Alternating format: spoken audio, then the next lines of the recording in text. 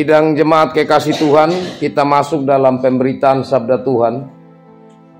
Firman Tuhan dari Injil Lukas pasal 8 ayat 26 sampai 39. Injil Lukas pasal 8 ayat 26 sampai 39. Sebelum kita membaca merenungkan bagian firman Tuhan ini, terlebih dahulu kita mohon campur tangan Tuhan dalam Roh Kudus bagi kita. Dan saya mohon Bapak kaum awam untuk pimpin kita dalam doa firman. Ada mengatakan ini murid mereka kata arunya yang ngapain dia kata apa ya? Allah nama dia jangan nama. Nah apa ama jangan nama ini terlalu muridku. Terlalu ngaran anam nomor dia beriku murid. Terlalu ini murid mempengaruhi. Amperap anak bapak mempengaruhi lagu yang mahatu itu. Lagu menguti cukup mengumpia tu maju. Buitin ini ay pare yang nanam paling mengom terlalu muridku. Kau matarahan ini dulu. Amputi kebuang. Jari kat magutuma na maigam. Dia wali magna bingung roket na bingung caw. Memandi kemudi. Oh kemudian nama piakum. Anak pewara hukumannya nomor kumia. Lakukan piakum amat tengi langbun. Lewinim nama kari jak nama roh. Nama pulung jak nama maduga. Gini na napatakan hukuman. Gini na napatakan menyaimbori bikuri. Murid ada mau langbun yang begini. Bawa kerja di punya biar mandi dulunya tangga mantu. Tengok kan medikak medikir dak nganu nia mantu tu. Laku agana itu orang terlalu ini kan dong tadi. Ya kam tadi kam ditari. Amur punya pin pedangkan. Ma betoma jadi di murid nu nahan na wai terlalu ini nam pala punya ini. Tu raja tu mau. Bawa namanya memui terakhirnya. Dia nama dia tengah ada. Kerja itu torna masjid. Nakira na pengalaman, naati, laku agana itu orang buru kina petoman, nama dening nam waling leu, nama paning nam waling leu, ia kai dumbori torna dia, mupogi ke mai dumbori marbuka bolu, ang idia motorobo gi, ang treni ramu yang ini, lalu ngarana nam rabie beri dumbori, ama hidup berkatakan ini, amin. Amin. Kasih Bapak Mawam. Baik, sidang jemaat kekasih Tuhan, saya bacakan bagi kita firman Tuhan dari Injil Lukas pasal 8 ayat 26 sampai 39. Judulnya Yesus mengusir roh jahat dari orang Gerasa. Lalu mendaratlah Yesus dan murid-muridnya di tanah orang Gerasa yang terletak di seberang Galilea. Setelah Yesus naik ke darat, datanglah seorang laki-laki dari kota itu menemui dia. Orang itu dirasuki oleh setan-setan. Dan sudah lama ia tidak berpakaian. Dan tidak tinggal dalam rumah, tetapi dalam pekuburan. Ketika ia melihat Yesus, ia berteriak lalu tersungkur di hadapannya dan berkata dengan suara keras, "Apa urusanmu dengan aku, hai Yesus, Anak Allah yang Maha Tinggi? Aku memohon kepadamu, supaya engkau jangan menyiksa aku." Ia berkata demikian, sebab Yesus memerintahkan roh jahat itu keluar dari orang itu. Karena sering roh itu menyeret-nyeret dia, maka untuk menjaganya ia dirantai dan dibelenggu. Tetapi ia memutuskan segala pengikat itu dan ia dihalau oleh setan itu ke tempat-tempat yang sunyi. Dan Yesus bertanya kepadanya, "Siapakah namamu?" Jawabnya, "Legion," karena ia kerasukan banyak setan. Lalu setan-setan itu memohon kepada Yesus supaya ia jangan memerintahkan mereka masuk ke dalam jurang maut. Adalah di sana sejumlah besar babi sedang mencari makan di lereng gunung. Lalu setan-setan itu meminta kepada Yesus supaya ia memperkenankan mereka memasuki babi-babi itu. Yesus mengabulkan permintaan mereka. Lalu keluarlah setan-setan itu dari orang itu dan memasuki babi-babi itu. kawanan babi itu terjun dari tepi jurang ke dalam danau lalu mati lemas. Setelah penjaga-penjaga babi itu melihat apa yang terjadi, mereka lari lalu menceritakan hal itu di kota dan di kampung-kampung sekitarnya. Dan keluarlah orang-orang untuk melihat apa yang telah terjadi. Mereka datang kepada Yesus dan mereka menjumpai orang yang telah ditinggalkan setan-setan itu duduk di kaki Yesus. Ia telah berpakaian dan sudah waras, maka takutlah mereka. Orang-orang yang telah melihat sendiri hal itu memberitahukan kepada mereka bagaimana orang yang dirasuk setan itu telah diselamatkan. Lalu seluruh penduduk daerah Gerasa meminta kepada Yesus supaya ia meninggalkan mereka, sebab mereka sangat ketakutan. Maka naiklah ia ke dalam perahu lalu berlayar kembali. Dan orang yang telah ditinggalkan setan-setan itu meminta supaya ia diperkenankan menyertainya. Tetapi Yesus menyuruh dia pergi, katanya, "Pulanglah ke rumahmu dan ceritakanlah segala sesuatu yang telah diperbuat Allah atasmu." Orang itu pun pergi mengelilingi seluruh kota dan memberitahukan segala apa yang telah diperbuat Yesus atas dirinya. Demikian bagian sabda Tuhan. Berbahagialah saya dan saudara yang selalu rindu akan firman Tuhan dalam hidup kita, serta melakukan firman Tuhan dalam hidup sehari-hari. Shalom. Shalom. Kekasih-kekasih Tuhan, dari kisah firman Tuhan ini menunjukkan bahwa keadaan kalau orang dirasuki oleh setan itu seperti apa. Di sini ada beberapa ciri yang menunjukkan. Jadi orang ini dia tidak waras atau menjadi gila karena dirasuki oleh banyak setan. Salah satunya, orang ini punya kekuatan besar. Wah, berarti setan itu berkuasa juga. Dipasang rantai, pasang belenggu, tapi dia merontak langsung terlepas. Kemudian dia juga tidak tinggal di rumah. Orang yang dirasuki setan ini, dia sukanya tempat-tempat sunyi. Dan itu seperti di kuburan. Kuburan di sana kalau kita bayangkan Bapak Mama, pada zaman orang Gerasa ini dirasuki setan, itu tidak sama dengan kita punya kuburan di sini. Apalagi yang sekarang-sekarang, kita punya kuburan sekarang ini mewah. Rumah kuburan dia bisa lebih mahal dari kita punya rumah tinggal, ya kan? Betul tidak? Dia punya harga saja itu batu kubur sudah berapa?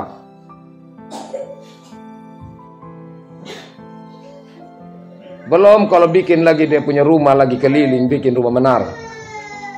Itu orang tidak takut, malah orang pergi senang-senang duduk di situ, ya kan? Tapi kalau kuburan waktu itu Bapak Mama, itu bukit. Macam kalau kita punya depan ini di Pustu, Polindes. Ini kan nampak bukit sedikit. Itu mereka gali bikin lubang macam goa, baru taruh mayat di dalam. Mau tidak ngeri Bapak Mama? Apalagi kalau sudah malam-malam, itu ngeri sekali. Tapi disitulah tempatnya, dan tentu itulah tempat dari kegelapan dan tempat setan. Yang ketiga, dia tidak suka pakai pakaian, dia telanjang saja. Artinya dia sudah tidak rasa malu lagi atas dirinya sendiri. Itu ciri-ciri yang sudah dirasuki setan. Apalagi setan di sini waktu Tuhan Yesus tanya, dia bilang legion. Legion itu pemimpin setan, atau dia memimpin. Kalau bangsa Roma itu legion itu dia itu pemimpin untuk pasukan 6.000 orang. Bayangkan Bapak. Jadi ini yang masuk di dalam ini berapa banyak setan? Ada 1000 setan. Jadi orang ini benar-benar selain dia sudah memiliki kekuatan, dia tidak bisa lagi untuk hidup di tengah-tengah orang. Dia suka tempat-tempat yang sunyi, tidak pakai pakaian lagi. Dalam keadaan seperti ini, bisa juga menjadi hal yang menguntungkan bagi penduduk Gerasa. Karena bagi penduduk Gerasa, siapa yang mau ganggu mereka? Baru saja mendarat mau masuk di kampung mereka, sudah ketemu duluan dengan orang gila yang punya kekuatan luar biasa. Jadi salah satu alasan mereka tidak senang saat Yesus menyembuhkan orang ini, mereka suruh Yesus cepat-cepat pergi dari tempat itu. Kan salah satunya mereka sudah merasa apa yang mereka punya harapan dengan adanya orang gila ini, maka tempat mereka aman. Justru sekarang orang sudah sembuh karena Yesus menyembuhkan. Jadi mereka bilang lebih baik Yesus pergi. Dalam hal ini kekasih-kekasih Tuhan, kita melihat bahwa kadang-kadang orang memanfaatkan orang lain untuk kepentingan dirinya. Dan di saat orang lain itu sudah tidak mampu lagi atau sudah mendapat peluang baik ke tempat lain, maka dia akan menjadi kecewa. Karena orang itu menjadi bagian yang dia harapkan. Itu bisa membuat dia rasa aman, membuat dia merasa tertolong. Dan ini memang hal yang cukup aneh, Bapak Mama kekasih Tuhan. Karena ini orang gila tapi orang memanfaatkan dia. Nah, dari bagian firman Tuhan ini ada hal yang paling menarik untuk kita renungkan hari ini. Yaitu di saat orang-orang memanfaatkan orang ini dan ingin dia tetap dirasuki oleh setan, tapi Yesus datang membebaskan dia. Yesus datang membebaskan dia dari ikatan yang membelenggu dirinya. Yesus membuat dia yang tidak waras menjadi waras. Yesus yang membuat dia diperbudak oleh iblis dibebaskan untuk memperoleh kemerdekaan di dalam Tuhan. Jadi di sini Yesus Kristus adalah pembebas kita. Kita sudah banyak mengikuti cerita-cerita firman Tuhan tentang cara kerja Yesus yang membebaskan saat ia melayani kurang lebih 3,5 tahun di dunia. Bagaimana ia membebaskan orang yang buta, yang lumpuh, dan lain sebagainya. Termasuk orang yang gila ini. Dalam hal ini kekasih-kekasih Tuhan, kalau kita renungkan, hal apa sebenarnya yang sedang membelenggu saya dan saudara? Hal apa yang sebenarnya kita merasa itu berat yang ada dalam rumah tangga kita? Orang yang kita kasihi, mungkin dia seperti sedang dikuasai oleh kekuatan jahat. Percayalah, Yesus mampu menolong. Yang penting, kita berseru kepadanya dengan kesungguhan hati kita. Karena kalau saja setan minta kepada Tuhan, Tuhan kabulkan. Apalagi saya dan saudara anak-anak Tuhan. Bapak Pendeta, mana setan minta Tuhan kabulkan? Tuhan kabulkan kalau setan minta tidak, Bapak Mama? Kira-kira menurut Bapak Mama Tuhan kabulkan atau tidak? Saya cari kembali ini bagian tadi di mana. Coba lihat ayat 32.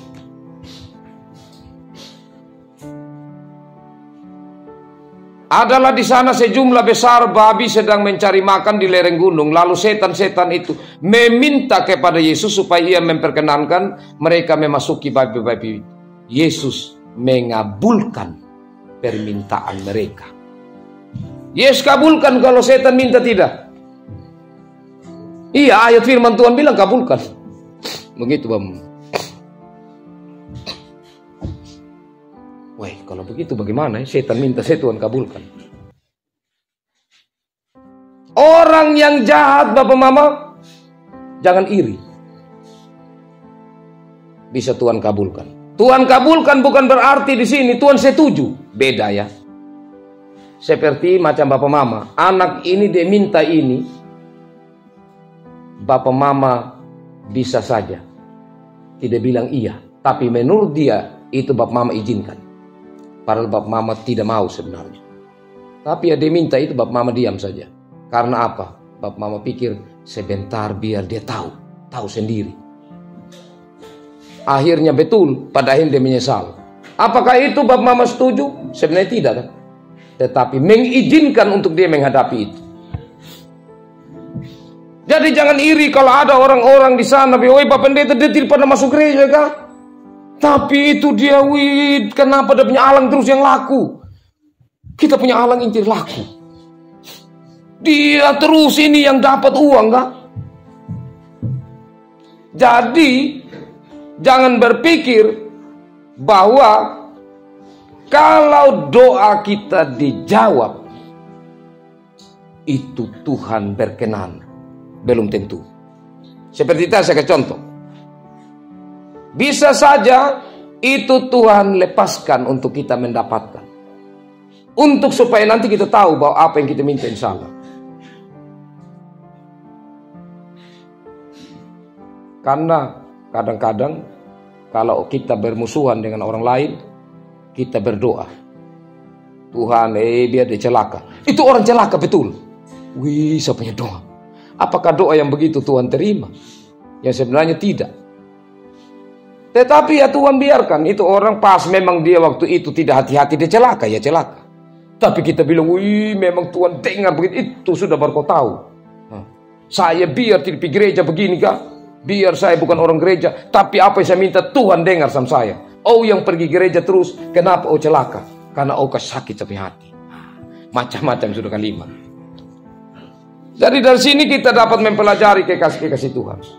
Bahwa sebenarnya kalau dengan kesungguhan kita minta kepada Tuhan, tapi benar-benar itu yang kita butuhkan, Tuhan mengizinkan karena itu ada dalam rencana.